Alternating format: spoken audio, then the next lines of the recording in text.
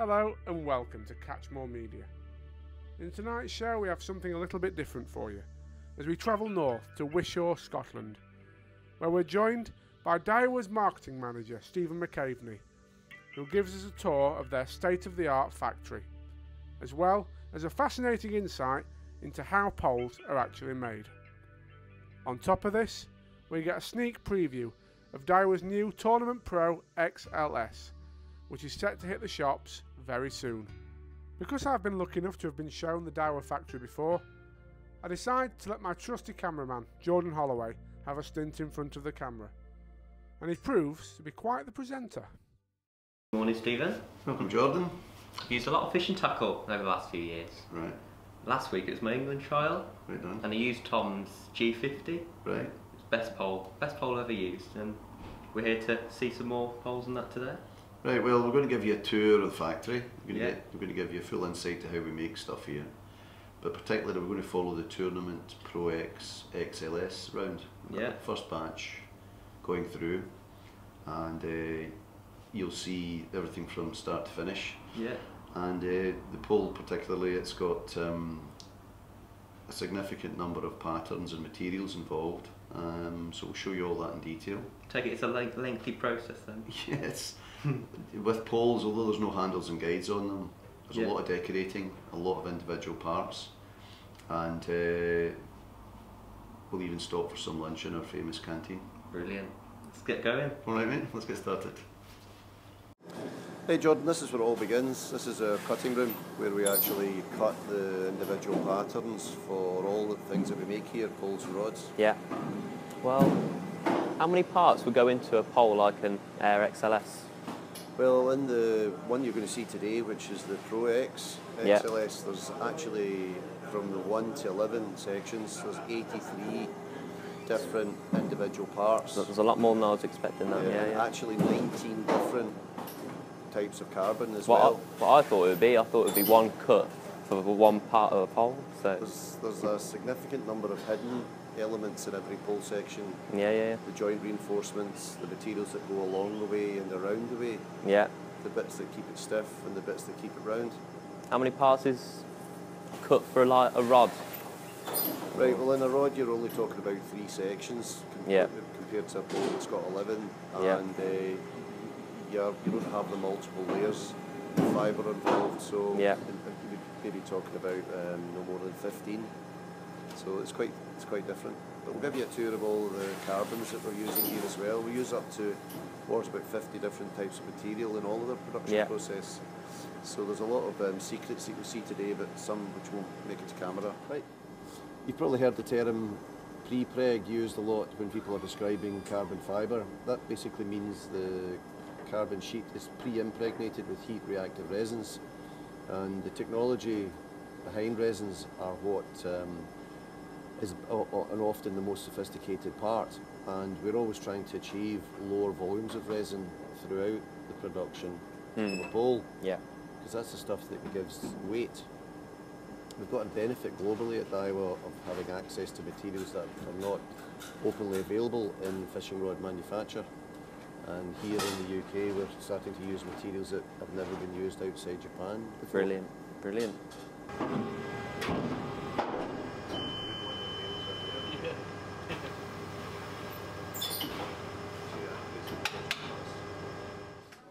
So these are some patterns of cut materials. Yes. Tell us a little bit more about them.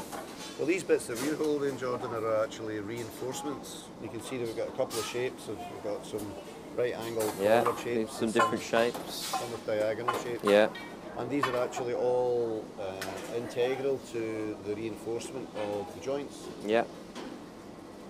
And just behind us you'll see the team are actually tacking the sections together and the component parts in preparation for the carbon sheets to be attached to the mandrels.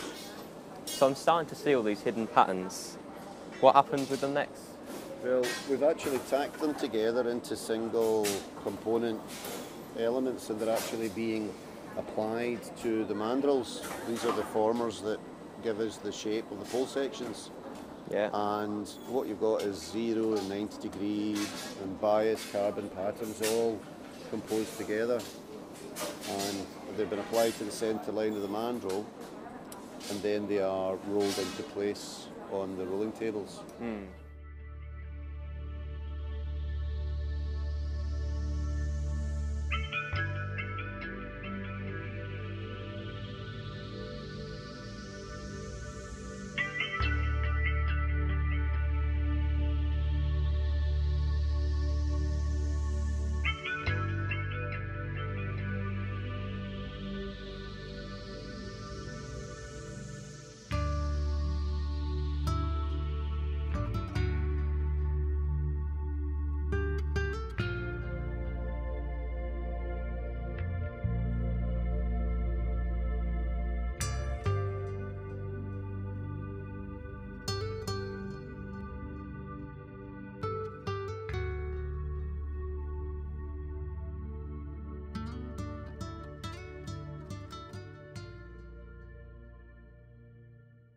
So Stephen, I've seen the sections prepared for rolling. What's happening here? Well, we've actually now got the carbon patterns all assembled into effectively the beginning of a tube. Yeah. But we have to secure that into place prior to curing, and that's what we're doing now. We're taping it with a heat-resistant tape that's wrapped around the full length of the section. And on a lot of our poles, we actually exaggerate the after effect of that to give us a textured finish to assist in the travel of the sections. It was a lot quicker then, wasn't it? The shipping, yeah, which yeah, you've experienced with the G50. Yeah. I've noticed some of the sections already have cosmetic elements on, like the numbers and the interlastic kit. Why is that? Well, what we do is we apply the foil markers and decorations onto the carbon, and we actually cure it into the actual wall of the finished section. It saves us having to decorate and paint elements like that later on. Could come off later on, couldn't it? Keeps them on permanently.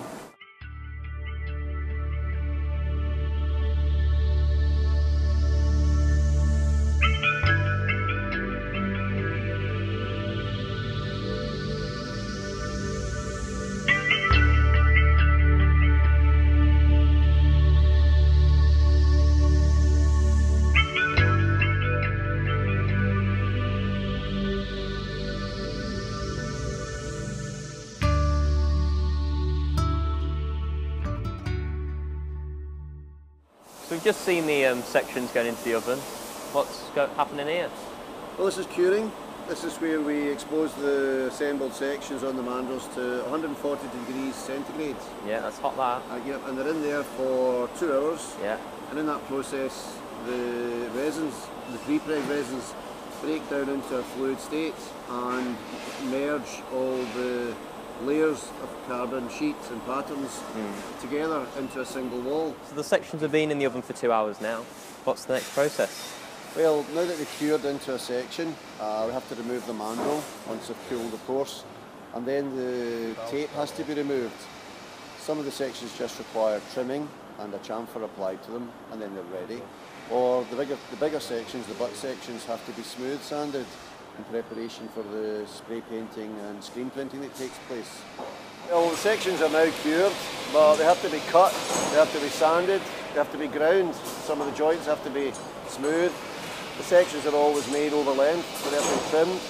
And as I said earlier, some of the decorated elements of the sections have to have a smooth surface before that process can begin. So we're doing 3 things here: cutting, grinding and sanding. Yeah.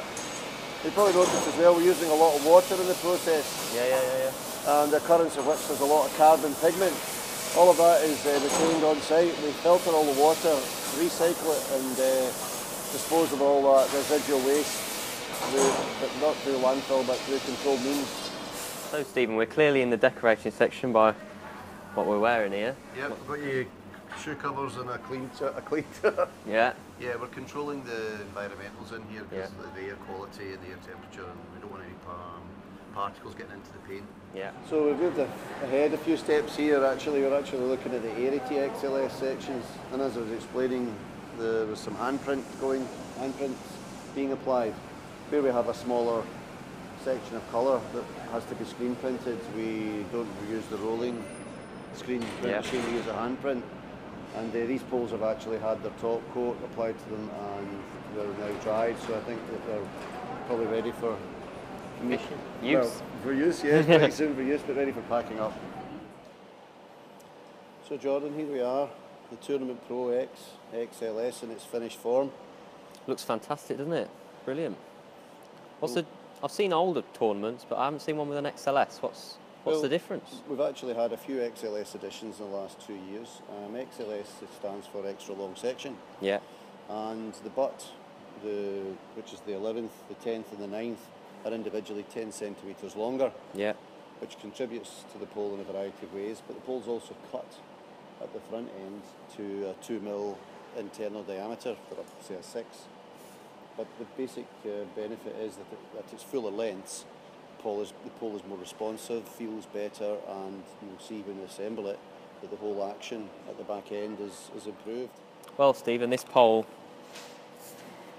it's something else, isn't it? It's a bit of a beast. Well, I think you can see the responsiveness you're getting at the full 16 metre. That's the XLS concept coming into its own. Yeah. So I'll tell you what, if you think that's good, there's 2 poles above it in the shape of the Airity and the Air. Really? Imagine how good they feel. Very, very special.